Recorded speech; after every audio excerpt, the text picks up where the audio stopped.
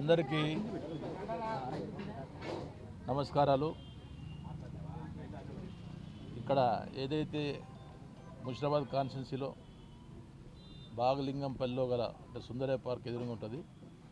ఆ సుందరయ్య పార్క్ ఎదురుగా భగత్ సింగ్ నగర్లో దాదాపు 75 ఇళ్ళ గుడిసెలు ఉన్నాయి. వీళ్ళు గత 40 సంవత్సరాలకి వెళ్ళి ఇక్కడనే ఉంటున్న సంగతి మీకు తెలియజేస్తున్నాను.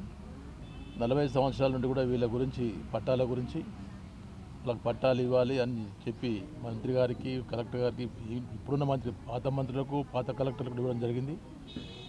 ఇంతవరకు కూడా గవర్నమెంట్ ఎలాంటి యాక్షన్ తీసుకోకుండా ఈ నిరుపేదలను రోడ్ల మీద పడేసినట్టు ఉంచడం జరిగింది. మొన్న కూడా మంత్రి వర్యులు గౌరవనీయులు హైదరాబాద్ ఇన్ఛార్జ్ వర్యులైన శ్రీ పొన్నం ప్రభాకర్ గారు ఇక్కడ క్యాంటీన్ లోపల 5 రూపాయల క్యాంటీన్ లోపల ఇందిరమ్మ క్యాంటీన్ ఇందిరమ్మ క్యాంటీన్ లోపలికి వచ్చినప్పుడు ఆయనకు స్పెషల్గా తీసుకొచ్చి పూర్తిగా ఈ బస్సు కూడా విజిట్ చేయడం జరిగింది. కానీ ఇప్పటికీ మా అక్కలకు, మా తల్లులకు కూడా చెప్తున్నాము, మా ప్రయత్నాలు మేము చేపిస్తున్నామా. ఎందుకు ఇప్పుడు వస్తుండే గతంలో ఈ భూమిని ఫెట్కాన్ వాళ్ళకి ఇవ్వడం జరిగింది. ఫెట్కాన్ వాళ్ళకి ఇచ్చారు కాబట్టి వేరే వాళ్ళకి పట్టాలు ఇవ్వలేకపోయారు. మరి ఇప్పుడు కూడా మరి కోట్ల కిట్ట కేసులు అన్నీ అయిపోయినాయి, కేసులు లేవు, ఏం లేవు. దీని గురించి కొట్లాడి మాట్లాడి డెఫినెట్గా మీ అందరికీ ఈ ప్రభుత్వంలోనే మీకు పట్టాలు వచ్చే విధంగా ప్రయత్నాలు చేసి పట్టాలు ఇప్పించే ఏర్పాటు చేయడం తెలపరుస్తూ మా అక్కలు, మా చెల్లెళ్ళు మీ పిల్లలను బాగా చదివించుకొని పైకి తీసుకొచ్చే విధంగా మీరు కష్టపడండి. డెఫినెట్గా మాత్రం మీకు పట్టాలు ఇప్పించే ఏర్పాటు చేస్తాం. అందరూ నమస్తే. మాకు డబల్ బెడ్రూమ్ ఇల్లు కావాలని చెప్పి కోరుకుంటున్నాం. డబల్ బెడ్రూమ్ ఇల్లుకి సార్ గారు కట్టిస్తారని చెప్పి మాట ఇస్తున్నాడు. ఖచ్చితంగా కట్టిస్తాడు. జై తెలంగాణ, జై తెలంగాణ, గోపాలన్న నాయకత్వం. ఇందాక చెప్పినట్టు మా ముషిరాబాద్ శాసనసభ్యులు ముఠా గోపాల్ గారు అన్నట్టు ఏదైతే 40 సంవత్సరాల కింద ఉన్నటువంటి ఈ గుడిసెలు ఏవైతే భగత్ సింగ్ నగర్ సంబంధించినటువంటి గుడిసెలు, గతంలో ఈ గుడిసెలు కూడా మరి దీన్ని ఎన్నోసార్లు కూడా తీసేద్దామని చెప్పేసి చాలా అధికారులు కూడా రావడం జరిగింది. గతంలో అప్పుడు ఎమ్మెల్యేగా ఉన్నటువంటి డాక్టర్ కె లక్ష్మణ్ గారు కూడా దీన్ని ఆపడం జరిగింది.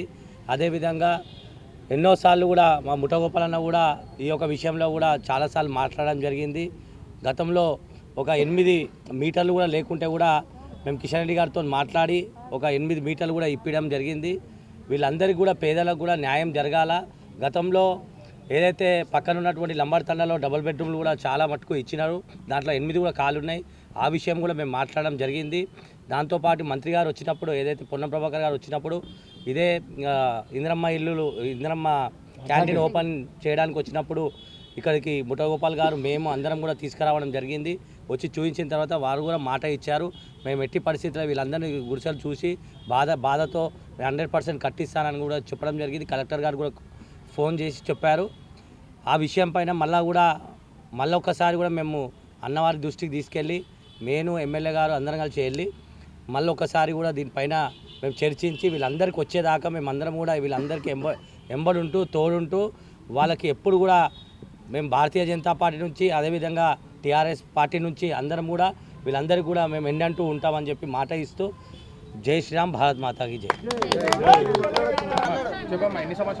మేము 40 ఏళ్ళ నుంచి ఇక్కడనే ఉన్నాము.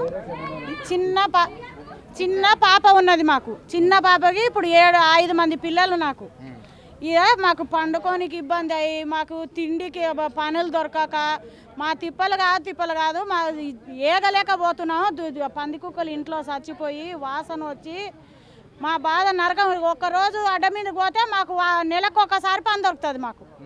ఇంకా అంత వాన వస్తే కారుతుంది. వాన వస్తే ఇట్లా పట్టుకొని నిలబడే అవకాశం ఉంది మాకు. అట్లా ఉంది మా పరిస్థితి. మాకు ఇండ్లు ఇస్తారని ఎవరో వచ్చిన వాళ్ళల్లా ఇండ్లు ఇస్తున్నాం అంటే ఒక్కరు వచ్చి మా బాధ చూసేటోళ్ళు లేరు. ఇట్లా ఉంది మా పరిస్థితి. అన్నీ అప్లై చేసినాం. ఇందిరమ్మ ఇల్లు వేసినాం. మళ్ళీ ఈ 1000 రూపాయల ఇండ్లు రాజీవ్ గాంధీ ఇల్లు అని అది కూడా అప్లై చేసినాం.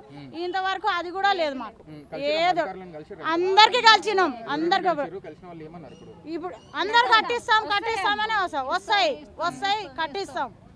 మళ్ళీ 3-4 రోజులకు పోతే మేము ఇచ్చిన పేపర్లు, మేము ఇచ్చిన ఫోటోలు చెత్తకుండలో దొరుకుతున్నాయి మాకే. మళ్ళా చెత్త కాగితాలు ఏరుకోనికి పోతే అట్లా ఉంది మా పరిస్థితి. ఇప్పుడు మరి ముఠా గోపాల్ సార్, రవిచారి సార్, మళ్ళా జయసింహ సార్ వాళ్ళు వచ్చినారు. మరి బాగలింగంపల్లి భగత్ సింగ్ నగర్ గుడిసెల గురించి మరి వాళ్ళు చర్చ చేసినారు. మరి వాళ్ళు అధికారుల దగ్గరికి పోయి మాట్లాడి చేస్తాం అని చెప్తున్నారు. మళ్ళా కలెక్టర్ దగ్గరికి మాకు పక్కా డబల్ బెడ్రూమ్లు కట్టి ఇవ్వాలనేసి మేము వాళ్ళకు వేడుకుంటున్నాము.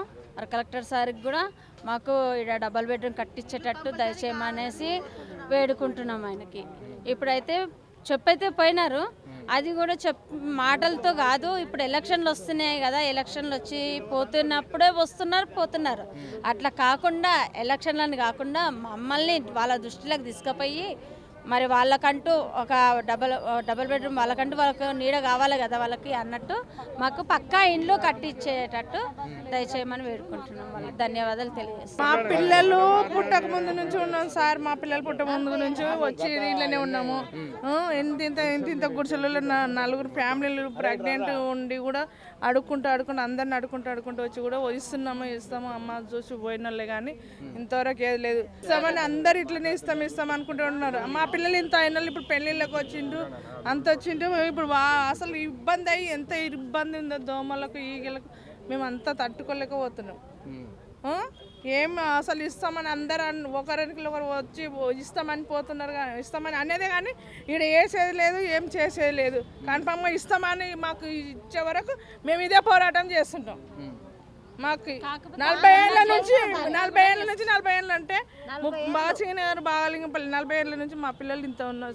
కడుపులో ఉన్న పిల్లలు ఇప్పుడు డెలివరీ అయి పెద్దగా అయిపోయాము. ఇప్పుడు జాబులు కూడా చేసేటట్టు ఉన్నారు మా పిల్లల పొజిషన్కి. అట్లా అయినా కూడా ఏ సారు వస్తున్నారు, చూస్తామమ్మా అని వెళ్ళిపోతున్నారు. కానీ ఏం పట్టించుకుంటలేరు సార్. అవతల ఇచ్చిండ్రు సార్. మాకు గతం 40 ఏళ్ళ సంది ఇక్కడనే ఉన్నాం. మేము అడ్డమైన లేబర్ పని చేసుకొని బతుకుతాం.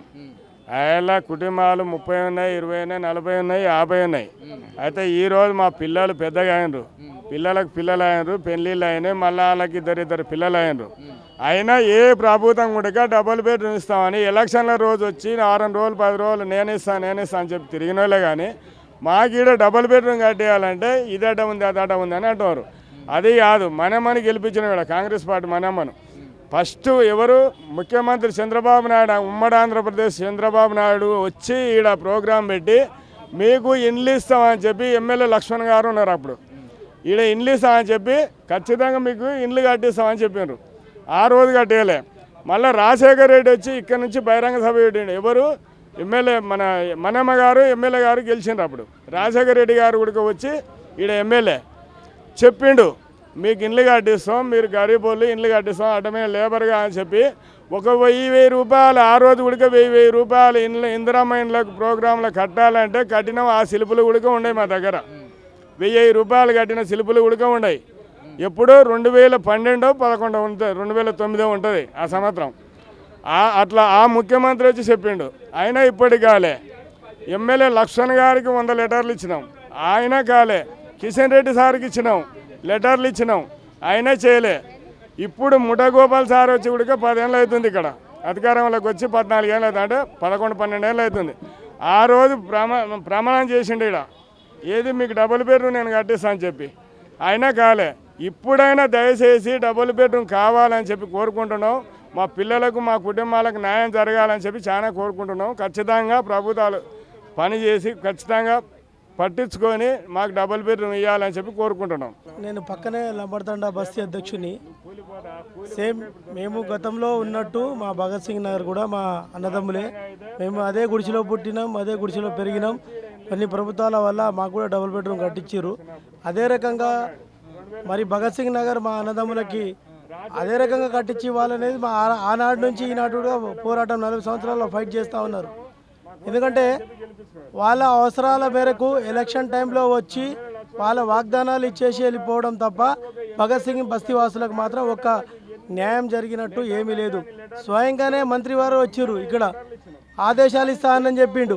నేనే గుడిసెల దగ్గర అందరినీ పట్టుకొచ్చి ఇందిరమ్మ క్యాంటీన్లో తీసుకొస్తే నేనే చూపించిన, దగ్గరుండి నేనే చూపించిన, తీసుకుపోయి ఎంఆర్ఓలను పంపించిన దాఖలు లేదు, కలెక్టర్లను పంపించిన దాఖలు పంపిస్తా అని చెప్పారు. మరి ఓన్లీ తూతూ మంత్రంగా ఓన్లీ మాటలకి లెటర్లు అన్ని పక్కన పెట్టేసి వాళ్ళ జీవిత స్థితిగతులు ఎట్లున్నాయో ఒకసారి మీరు చూడండి. మరి ఇవాళ 40 గుడిసెల నుంచి 40 సంవత్సరాల్లో ఇవాళ 70-88 కుటుంబాలు అయిపోయినాయి. ఇంకో 2-3 సంవత్సరాలు అయితే 100 కుటుంబాలు అయిపోతుంది. మరి వాళ్ళ స్థితిగతిలో వాళ్ళ జీవనోపాధులు అంటే వాళ్ళ కళ్ళకు కనబడతలేదా? ఏసీలో బెంచ్లో వాళ్ళు తిరుగుతున్నారు. మరి మా గుడిసెలో ఉన్న బస్తీవాసులకు ఏం వాళ్ళ పరిస్థితులు రావడానికి ఇబ్బంది ఏముంది మీకు? సార్ మేము 40 సంవత్సరాల నుండి ఉంటుంటాము. అయితే ఇంకా మేము మాకు పిల్లలే కాకున్నారు. మేము ఇక్కడ వచ్చినప్పుడు పిల్లలు అయినరు, పిల్లలకు పెళ్ళిళ్ళు అయినాయి. మా మనవరాళ్ళకో పెళ్ళిళ్ళకి వచ్చిర్రు, వాళ్ళకో పెళ్ళి చేయాలి. మాకైతే ఇక్కడ ఇండ్లు కావాలి కంపల్సరీ. బాత్రూంలకు లైన్ కట్టుకొని బాత్రూంలోకి పోతున్నాం.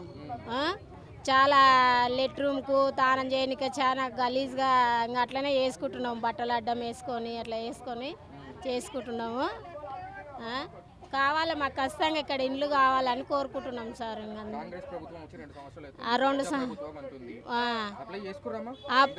అప్లై చేస్తూనే ఉండవు. అప్పుడు 1000 రూపాయలది ఒక కీన్ కట్టినాం సార్. మేము కీన్ కట్టినాము. అది రాలే, ఇది రాలే, ఏది రాలే. ఇంకా ఆ సార్ కోట్లు వేస్తూనే ఉండవు. మేము ఆ సార్ ఇంకనే ఉండవు, ఎక్కడ వెళ్తలేము.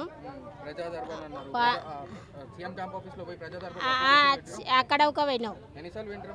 అక్కడ 2 సార్లు 3 సార్లు పోయి ఉంటాం సార్ మేము. 10 సార్లు.